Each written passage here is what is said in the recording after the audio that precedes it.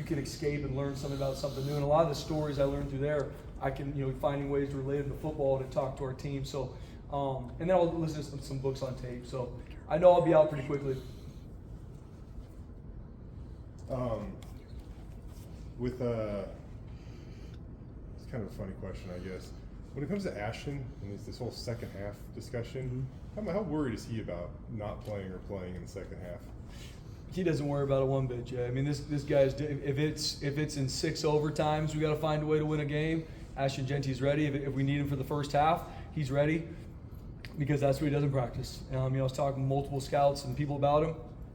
I mean, if people were at practice to watch today, my man is dripping sweat, working his tail off to play really good on Saturday. So whatever the game dictates, we know this is going to be a big-time opponent we're playing. He's ready to play through 4 quarters. If it takes overtime to find a way to win, Ashton Jeanty will be ready. Just with that being said, what do you think is most important when it comes to the Heisman? Is it stats? Is it what a guy looks like on the field? The eye test? Most important for the Heisman? Yeah. Yeah, I mean, there's a lot of things that come to it. I mean, it's stats, but it's also how successful is your team. So it's twofold. It's the stats that someone puts together. It's how successful they, as a team they are. And I think a lot of it too, hopefully, comes into who these young men are as people. And that's why the biggest thing that I'm open about when I talk about Ashton is not about what the whole nation sees him do on the field. It's who he is as a person, who he is as a leader, who he is as a man of character, and the world changer he is, not just in between the lines. How, when you look at him in practice and stuff like that, not to get too detailed, but normally running backs that get 30 carries a game, they got to be out there in yellow jerseys at practice because they're probably banged up. I don't know how to phrase this other than saying it doesn't seem like that's the case with him, and he's full go at practice, he's doing everything, and we know how much you value practice. So how much is what you're doing on game days allowing him to practice better, which allows him to play better? Yeah, well, and a lot of it's our whole team. I mean, if we don't have the margin in regards to points in these games, he's playing. I mean, he's our best player, and that's what it is at all phases. So it's a testament to our entire team being able to create some margins for us to be able to get him out sooner. And that's huge in regards to the development of our team and making sure Ashton gets his carries. But I don't go into a game thinking this is the time, this is what it is. It's as you work through a game, when it's time to give him his rest and when it's time to get other guys in there. But we go into every game knowing it's going to be a dogfight. I mean, you look across college football. Number 1, I think number 4, number 9, number 11, number 16, all lost to unranked teams.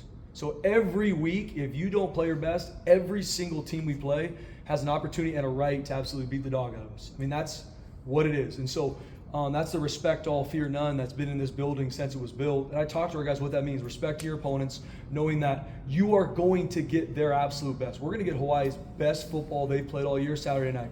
And we are working our tail off to make sure they see ours. And whatever that looks like at the end of the game, it looks like that. But we know we're going to get their best, and we got to earn the right to give ours too. There was that drive at the end of the third quarter where you had to put the starters back in. Was there given any thought to putting Ashton back in on that drive? Yeah, I mean, if it kept going sideways, we'd have to. And that's one thing, you don't want to be in that situation, but we were getting close to it. And, that situation, we were confident in the guys that we had to put back in. But it's always available. I mean, I related back to Colorado State 2 years ago. I mean, we're up 20 with 5 minutes left. And I was a part of that, and I screwed up a lot of things in that game and learned my lesson before and don't want to do it again. But got to be smart in making sure you get players in. Like I said before, we played 25 players on offense. Those young men got significantly better in the past week because they got game reps. They just had a good week in practice. Their confidence is continuing to build because we're able to play them. So it's a huge part of this place as a developmental program, and we need to continue to do it. But we go into every game I wonder how we're going to be able to spill this guy and give him rest. No, it's our best football has to be played Saturday night. It is the biggest game of our season because the next one, and we know, looking even at history, number 18 Fresno State goes to Hawaii, loses. Air Force had 1 loss last year, goes to Hawaii, loses. I think it's one of the better Hawaii teams they've had. I think Timmy Chang's done a really good job. Like I said, top-ranked defense in our conference. So we know our work's cut out for us. This defense, they tackle well, regardless of the schedule. The numbers are outstanding in today's era of college football. Watching the tape, are the biggest challenges you think they're going to present defensively? Yeah, I think first off, Coach Thurman's been coaching at a high level for a long time. Multiple years as an NFL defensive coordinator. And what I really like that he does is he keeps simple structures in the back end, things they could really execute. They're really good at man covers. They got some too high switch ups, but he mixes up the fronts consistently. Our team has to deal with 4 down fronts, odd fronts, bear fronts, different personnel groupings, and they're extremely sound. It's not just guys all over the place. Like, they are sound. I mean, you're not going to see a guy not in his gap. You're not going to see someone not having the right leverage. To me, that's a direct correlation to the culture and the coaching, and they play extremely hard. I mean, these guys fly around. They create a lot of takeaways because of the relentlessness they play with, and that's why they're the top-ranked defense in our conference. Spencer, you ripped off a lot of knowledge about ranked teams and very specific numbers, and how much time you spend on your messaging and stuff. Yeah. Was that part of your Absolutely. Sunday messaging? Yeah, I'm just such a firm, like, our guys get inundated with so much information, either on their phone, swiping through, or someone telling them. So the 10 minutes, 15 minutes that I have direct with them, I want to give them truth. And I'm a firm believer as a coach, it is my job for them to understand the fight they're going into, right? And it's been told to me before, like, well, you know, even going into the season, like, what are some trap games on your schedule? And Coach Pete taught me this, you know, a year or two ago. Is like, there's no such thing as trap games occur when you're not prepared and you underestimate an opponent. That is not happening. Like, and for our guys to watch, I mean, we're playing the #1 defense in our conference. Like, that's not my opinion. That's the stats, like you said, Johnny. So it's like, guys, this is who you're about to battle.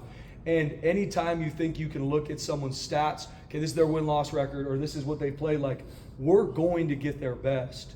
And we have to make sure we're ready for that. So my messaging to our team is, hey, men learn through 2 ways, pain or wisdom. There's been painful, I've been a part of painful games where we lost, games we shouldn't have lost. Let's not have that happen again because we end up listening to the pats on our back. Like, we got a big-time opponent we're about to see, and we got to be ready. Coach, it's taken 5 times this year. It's taken just 1 play to score a touchdown. Normally, you take offensive drives as a chance to rest your defense. Yeah. As a defensive coach, how do you approach that with your defense? Is that a positive, a negative, a wash?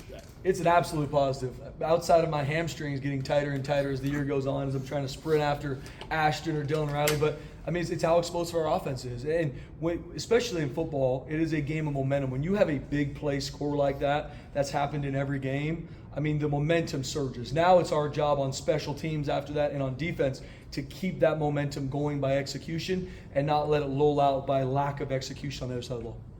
I got one about Jason Steele. I was talking with him this week, and he said a bunch of the guys, mostly during the offseason, go duck hunting like early in the morning together. How much do you like to see like the team kind of just bonding, It's huge. you know, away on stuff like that? And what's the benefits of it? Yeah, I mean, connection is it's a big deal to me, and not just, Jay, because I believe that a connected team plays better. That is the truth. A connected team plays way better than ones that aren't. But like, this is a small moment in time. And when I recruit players, I talk to them about, hey, hopefully you live to your 100 years old. This is 4 years. It's a very small point in your life, but has the opportunity to positively change it to forever. Or negatively, if we don't handle business and grow you to be the best version of yourself here. And part of that is not just how we develop as football players, which I'm very open about, it's how we develop as young men, and the connections and the relationships they have.